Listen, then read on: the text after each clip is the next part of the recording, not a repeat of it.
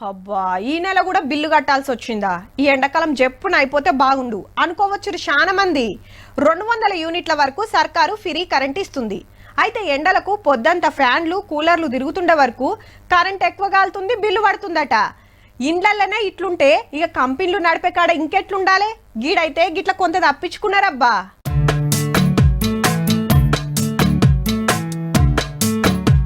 Current బిల్లుల మోతకు ఈ ఎండ పలకలు బిరేకేసినాయి అబ్బా. వందలు వేలు కాదు, లక్షల రూపాయల ఖర్చు తప్పిస్తున్నాయట. మరి హన్మకొండ జిల్లా ముల్కనూర్ల సొసైటీ తరపున 2 రైస్ మిల్లులు, ఓ పత్తి మిల్లు నడుపుతున్నారట. ఉత్తగానే అయితదా? మిషన్లు నడవాలంటే మొత్తం కరెంటు తోటి పనాయే. ఏడాది పేరు మీద లెక్కేస్తే ఈ 3 మిల్లులకు కలిపి ఏం తక్కువ 2 కోట్ల రూపాయలు కరెంటు బిల్లులు కట్టాల్సి వస్తున్నదంటే చూడుండ్రిగా.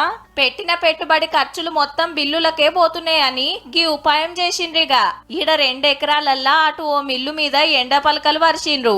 6 కోట్లు ఖర్చు అయితే 1.5 కోటి సబ్సిడీ పోను, కడమ 4 కోట్లు ఇల్లు పెట్టుకున్నారు. 1 కోటి రూపాయల వరకు ప్రతి సంవత్సరము కరెంట్ బిల్లు సేవ్ అవుతుంది. అట్లా ఈ ప్రాజెక్ట్ కాస్ట్ అనేది 5 సంవత్సరాల లోపల మాకు తిరిగి వచ్చేసింది. గట్ల 1 కోటి రూపాయల కరెంటు బిల్లు మిలుగుతుందంటే మస్తు ఫాయిదా. మరి దీని మీద ఒక కాటన్ జెన్నింగ్ ప్లాంట్, ఒకటి రైస్ మిల్ నడతాలి. ఇంకో రైస్ మిల్ కు టాపు సోలార్ రైస్ మిల్ దగ్గర అది చేసినాం. అది సీజన్ల మిషన్లు నడిపినప్పుడు ఈ కరెంట్ అటే వాడతారు. మిల్లులు బందున్న టైంలా కరెంట్ వాళ్ళకి అమ్ముకుంటే అట్లా కొంత పైకం వస్తుందన్నట్టు.